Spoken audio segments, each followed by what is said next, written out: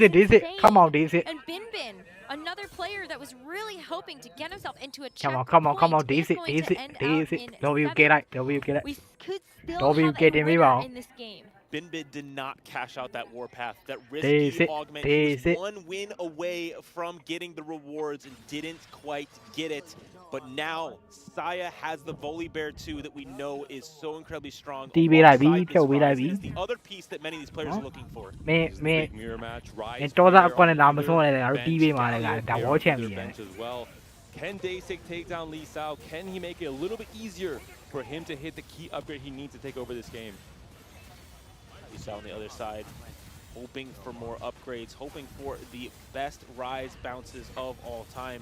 It's so hard to take it down because that D-Claw is standing so strong, but as the front line falls and the back line is now available, the Rise does not target the back line, and so Lee Sao will fall out. It will be two of our players not being able to take the Tactician's crown this game, but just Saya and Darth Nub fighting for that top spot. Dasik though on an 8 Okay, win okay. streak. Daisy, Daisy, He would be Daisy. able Come to on, come on. benefit from that Eliane Rise Daisy knockout nè, as nè, well. come on, tôi khu đâu vào. He would love to be able to get that 2-star Rise, but Elia kind of like the Eliane big Daisy, winner Eliane here Daisy. with all of the 3-star upgrades. Danu လည်းဖြစ်နိုင်တယ်ဒါပေမဲ့ Danu ပုတ်ကဒီထက်ပို strong လို့ဆိုတော့သူ့ပုတ်ကအဲ့ grow နိုင်မှာမဟုတ် And we saw Dasik as well, a very similar board. ဘူးမရ to မရ Lee Sao, grow but မနိုင်သေး Lee Sao သူ့ has ပုတ်က three အဲ့ econ လိုမရ augments. သေး Dasik has the dummies coming in for the extra stuns. He has the sweet treats and the extra HP scaling as well. So overall, Dasik has played a much stronger game to make it to this Rise board. Quietly, Revan now getting into Oh, the yeah, top that's about to 5. get as well. 3 losses in a row, just not quite strong enough, playing around that fast 9 Ionia board that we've seen have some success. Saya playing it to a second place last game. I was looking at Saya's board now. Revan Oh, လေ wait, we saw the Revan လေ dummies, ကတူ but လေး there's, second like, the other second Rise နေတ here. ယ် What? So everybody's just kind of hoping now that they can upgrade those key units. I thought maybe someone would play Mel. That would be kind of like the other AP flex ဆရာ champion ဦးနိုင် that မ we လား would have seen, Raven but အနေနဲ့ nobody has her yet. Come on ကရုံးထုထားတယ် Rise has proven to Raven just be the strongest စပိတ် comp ကတ် in the စားတယ် game, and understandably so. I think ဆက် they want to take chances. ဆက် against range that play one နဲ့ board. with Yeah, with they'll still and use it ဆက် despite having a Mel အာစက်ကနောက်ကြသွားပြီ For လေ Revenue, တို့ I'm a bit surprised to see Second, the set like, two when I was down, optimized right? here over the Yone. I think the Yone would be Now more down, right? Not consistent good. at dishing out Bang. damage in these fights, but it will be a very big loss for Reven here. Unfortunately, knocked out in the top 5 position. And now it will be Amiya looking to be the saviors of the game Okay, once Danu. again. Dasik taking the loss Okay, Revan to Lewai. Aaliyah, and Daisy Darth le show ne and draw. Saya both having great positions to possibly win this game. Darth's board has been continually getting upgraded throughout this week. ကဲ win out ဖြစ်မဲ့နှစ်ယောက်ပေါ့နော်ဆာယာရဲ့ Danu ရဲ့အဲ့နှစ်ယောက်နိုင်သွားရင်တော့ War Champion တော့ပြီးသွားပြီဖြစ်ပါတယ်အကယ်၍သာဒီနှစ်ယောက်မနိုင်ဘဲနဲ့ Area နဲ့ဒီဆက်တာနိုင်အောင်ဆိုတော့ဆန်နန်နောက်တစ်ပွဲဆောင်းမှာဖြစ်ပါတယ် boards that can win the game. Darth doesn't need much else to also Okay, make this okay ဘယ်သူတွေများဘာတွေလောက်ရမှာလဲ maybe a Shavana. I အဲ guess ကျွန်တော်လိုက်ကြည့်မယ်ဆိုရင်ဟိုဆာယာမှာတော့ combat တစ်ခုပါမယ်ဒနုမှာတော့ဘာမှမပါဘူးလုံးဝ econ ကြီးပဲအဲ့ဒီရောက်ကြည့်မယ်ဆိုရင်တော့ area preparation အဲ combat တစ်ခုပါတယ်ပြီးတော့ idea တွေပါတယ်ပြောမှဆို area ပို့တာတယ် area အများကြီးတာ area ပို့ strong တော် strong နေပါဒီဆာယာနဲ့ DC ဘယ်သူနိုင်အောင်ပါလဲဆာယာနဲ့ DC He's already lost one fight. It looks like he might DC lose နိုင်မှာ another လားဆာယာ two နိုင် as မှာ well. လား It's gonna really even ဒနု out in the အဲ့ဒီအောင် end. နိုင်တယ် Volibear ဒေး is စစ် so ဆာယာအောင်နိုင်ဖို့ monstrous လိုအပ်နေပြီ Saya's board, ဆာယာအောင်နိုင်မှာ hanging မ on, နိုင် dishing out မနိုင် damage as well. And the နိုင်ပါ Rise လား is ဟ still ယ်လို alive at the မ back နိုင် end. မ Maybe နိုင် a မနိုင် final ဒီအောင် 1v1. The Wukong holds on for long enough. Dasik chip down as well. I have to watch the players who don't have Rise on ကဲ lock. Now they ဒ should နု maybe နဲ့ဆာ try ယာ and ပဲ do so win out တော့ on this များနေပါပြီ PvE round and hold the extra copies ဆိုတော့ to အဲ့ဒီယာနေ deny နဲ့ဘာ someone မှ like လုပ်ရ Saya အောင်မလဲ who is အဲ့ in ဒီယာ check from hitting that Rise too. I wonder if Darth was about ဘာမှ to လုပ် do လို့မရ that. တော့ He did ပွဲ buy က a ပြီးနေ couple ပြီ of champions and tried to flex around some pieces for the PvE. Okay, we did put a bit more of a different change to our board. We'll be dropping out of more of these Void upgrades, but it doesn't look like we want any kind of this. We are going to unlock Skarner here using that Bramble Vest in the back line to help provide some resistance to the AD. Good matchmaking, optimization. ဆိုတော့ item ရတယ် It's still about ကဲ rolling rise for to Saya. ground 2 He's ပဲရ very အောင်မလား close to ဆာယာ being အနေနဲ့ able to upgrade something. ground Pair of Rise telephone going to start to set ground his တွေ့ပါတယ် legendary, and ground there 2 is the Rise too.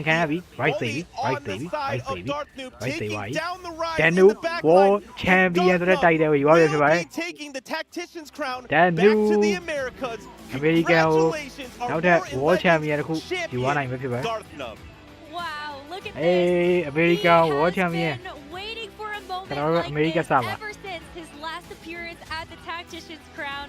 He is going to end up as your champion of lore and legends.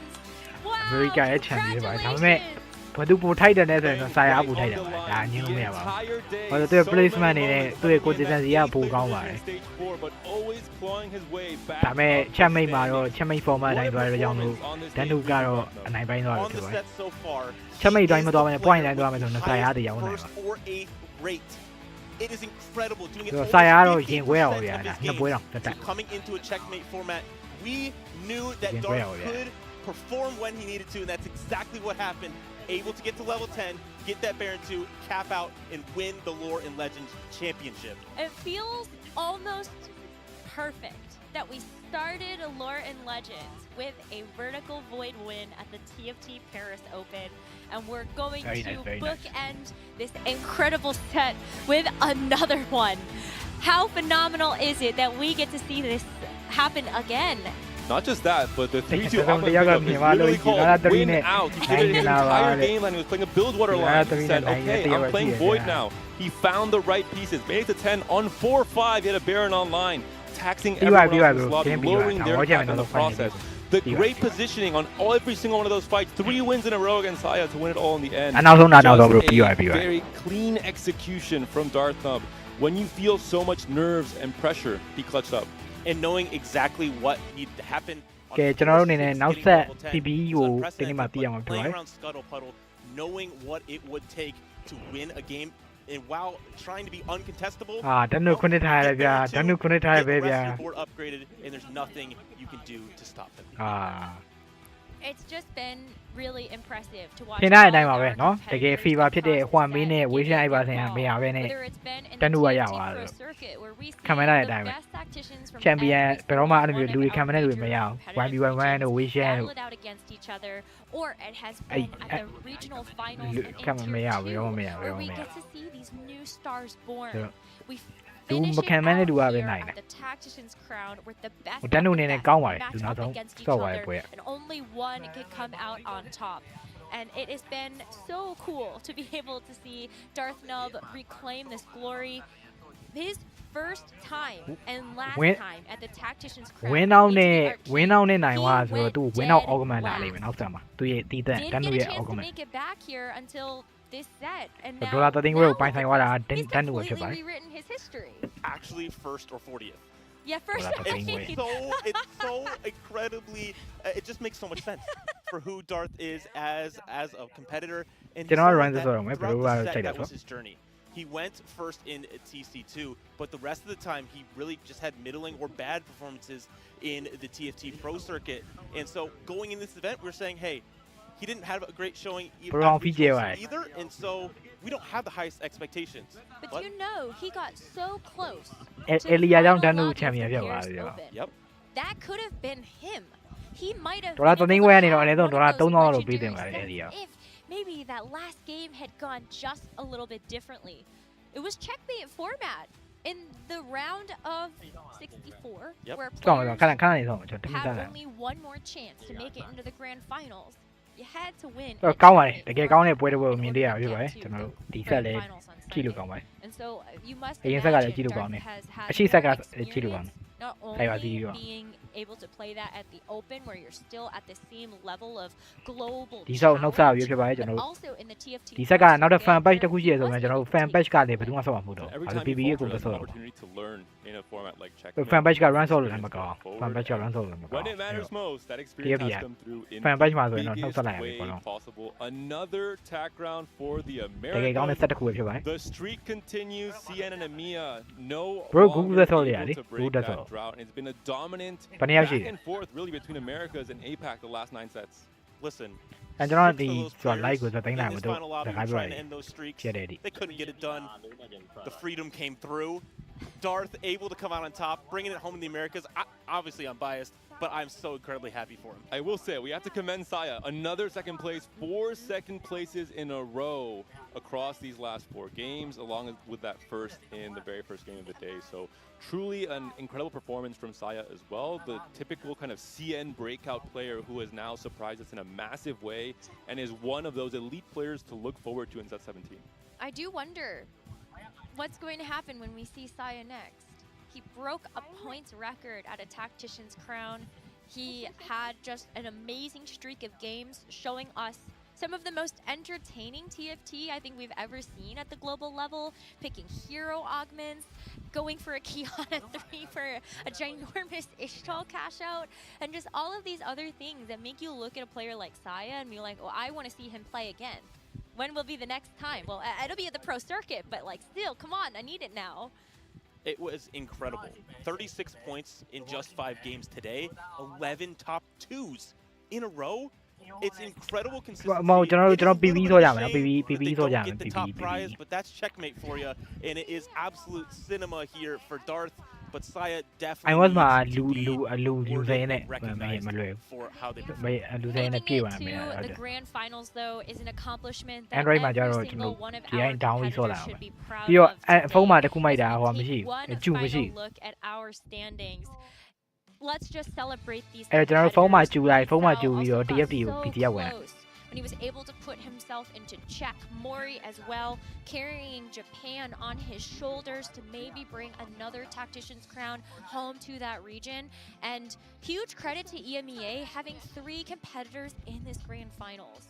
A little bit bittersweet, especially for Dasic. Last time he made it to TAC round, Saya makes it back, and he finishes in exactly the same position. So this is a player who I think we definitely have to watch out for. The most storied players to come out of our region. So consistent when it comes to these big moments. I'm looking forward to see what Dasic does in this season as well. Revan being the comeback hero, his goal was to make that top 8, make it back into the TFT. That's exactly what he did. Maybe a little bit too literal being top 8, but I'm very excited to see what he does next set, especially with the way that he provides a lot of entertainment. No more listening to chat. That is the major takeaway that I heard from our interview with him yesterday. For Bin Bin, what a major surprise coming through from the JOC. Someone who didn't necessarily have a lot of competitive history. So I feel like that was one where you say, well, maybe there's going to be some nice surprises here. And I never want to underestimate our JOC players because there's always one that comes in, like Weimu Lochu from last set, who actually came back to compete at the Lore and Legends Tactician's Crown, who came out of nowhere and then gets a 2nd place. I think we've learned our lesson at this point. No understanding JOC whatsoever. I want to give a shout to Leah as well. Without him, we would not have made it to this Game 5 in the first place. He clutched up when he needed to most. A top on him, his best set ever, becoming a MEA regional champion, and now making it to top 5 in TAC round as well. So just a really good showing from a player who was going to retire 4 or 5 sets ago, was very close to going away from TFT forever, decided to give it one more try, and now has had such a crazy career. အဲ့လိုမဟုတ်ဘူးဖုန်းမှာဝင်ပြီးတပွဲရှာတယ်ဖုန်းမှာအကျူမရှိတပွဲရှာပြီး BTR ဝင်လာတယ်အဲ့ပျောက်သွား So getting a little bit better, but just showing that he is consistent and will continue to be dominant every tournament he plays. The scaling. Seems like Lisa was one of those players that's due for a Tactician's crown win at some point as well. But all of these competitors today, I'm like really impressed with just some of the line selection that they made in the grand finals lobby. Obviously, there was a bit of contesting with something like the Demacia, but a lot of players saying, okay, well, maybe that I can't play that, but what if I flex into Mel, or I flex into Rise, or I try to play Shadow Isles because it's uncontested? It's just really cool, and that's what we expect to see at this high level, and I'm glad that these competitors Yeah, the real skill has been not what their final board looks like. I think everyone knows how to copy, the highest cap possible Rise board from any meta website. But the thing is the process to get there. How do you cleanly play on high tempo, know when to balance your resources and your HP? I think Sai is a great example of that. Every single game, he has made it to a very strong high cap level 9 board throughout very different avenues. That's where the real skill comes in a TAC round lobby like this one. And I think maybe the biggest takeaway for me, AVP of your region, it might not matter. You get one in the finals. That's all it takes to take the crown home to the Americas. I'm so excited for Darth Love, and just the way that he showed up and proved all the doubters wrong. I'm the doubters, by the way. Econ 3နဲ့ဗျာ Econ 3နဲ့ United တို့ကြာအဲ့ United item အဲ့ဒေါ်လာ item နဲ့အိုင်းတော့ပါ winner Darth Nub, congratulations, man. It's just such a pleasure to be able to see you achieve this height. How are you feeling? I see you're sitting. Is this the new emote, the Darth sit instead of the Darth walk? Yeah, I mean, I gotta sit between games. It's kind of tiring to do all that. bro ဒန်နိုကအခုမှခုံမထိုင်တာတွေ့လား bro emotion that you're အခုမှခုံ feeling. မထိုင်တာဒန်နိုက When we last saw you at the Tactician's Crown in Into the Arcane, that was a 40th place for you, and I know you've been fighting really hard to come back here to prove yourself, and you got so close at the Paris Open, getting 11th. So now in this moment, what does it feel like to realize the dream? I mean, it has not set in at all yet. You know, at the end of the day, like I kind of just feel like I won tournament. You know, it's like that's pretty cool. But I kind of feel like over the next few hours, few days, I'm going to be celebrating. I'm going to be watching the tournament VODs, Brodan's VODs. Like I don't know, man. Like it's going to be great. It's going to be a good time. You got to take the time to soak it all in, because this is an achievement very few players can say that they've been able to do. And for you, did you feel any particular pressure knowing that you had a chance to prove yourself here? The regional run did not go the way that maybe you might have wanted it to, but you had this chance now at the TAC Crown. Yeah, like to be honest, like my goal going into today was just to be like kind of proud of like the way I played, because sometimes you just don't get the chance to win, right? Like if Saya had ended it in game 4, I would have been pretty happy with how I had played my day 3. I would have felt that I represented NA as a region well. So going into game 5, like there was definitely a bit of like unease, right? Because now I have another chance to potentially win, but also potentially do some absolutely disgusting gameplay into an 8th, right? So, well, yeah. I mean, Darth, you are a very first or 8th player. That's been kind of a trademark of your playstyle in TFT for some time now. And when we looked at our grand finals participants and even just the Tactician's Crown competitor roster as a whole, you stood out as one of the highest first or 8th rates across the field. So were you feeling kind of confident coming into Checkmate, or were you just like, no, I just love playing good games and getting the firsts when I can? Yeah, I definitely felt confident going to Checkmate. I feel like if I get into a spot that's supposed to lead to a first, I'm just going to execute, and it's like a very relaxing time, right? Like I know what I'm supposed to do, so I'll do it. But when was it in the final game where you noticed I won? Like, was there any moment before that final fight where you're like, oh, I got this in the bag? Yeah, I mean, the first moment was when I saw win out on 3-2, and I was like, okay, like it's win out in Scuttle Puddle. I can get the Baron, like on 4-5. So like I have a path to victory, right? And then the second moment was, well, first of all, I saw Mori with a 3-star Yunara, and I felt a bit of despair. It's like, oh, like I did all this and it's just not enough. And then he just died. So then I felt pretty good. Like I scouted the lobby and I saw a bunch of these Rise boards, and like they were never going to beat me, right? So I kind of just realized that I won the game. Your day today has been insane to watch. Watching you take those Demacia long shot games and then saying, no, I'm actually going to slingshot myself into a 3rd place. Talk to me about, like, were you feeling nervous at all knowing that, wow, you could be at the brink of elimination in these games, but then you're able to capitalize and convert over to those top 4 placements? Yeah, those first 2 games were so crazy. Like I felt like my spot was so bad in like stage 2 and 3. And I'm going into like stage 4 with 2 lives, and I just have to claw my way out there, just playing my strongest board every stage, and just like winning every fight by like a millimeter. I feel like I played some good TFT, at least like post stage 4. So that felt really good. Sometimes that's all it takes, those are good thirds. They were such good thirds. You got to pat yourself on the back for that one. I think that was the most impressive thing about today. And so I'm super excited for you. When it comes to your very like 1st or 8th place style, I'm wondering like how intentional is that? Is that something where you're going into a tournament and that's just the game plan, or is this kind of a recipe from the formats that you're playing? Is it more fun for you? So to be honest, I don't really consider myself to be like that flippy of a player. It's just like, because I feel like most of my eighths are because I don't really know what I'm doing or like what I'm supposed to do. So I feel like it's mostly just me playing like bad. Whereas like most of my first, like I'm just correctly piloting my spot, and it's like not that high risk, I feel. And so like for instance, like this tournament, I think I did a pretty good job of like mitigating a lot of my low rolls. And that's because I felt like had a pretty complete understanding of like the meta and like how to play the comps and how to really like salvage placements. Whereas sometimes like I don't have that understanding, so I just kind of flounder and die. You played a lot of Demacia. Was that a part of the script going into the regional finals as well as the TAC crown? And what other prep did you do to get here?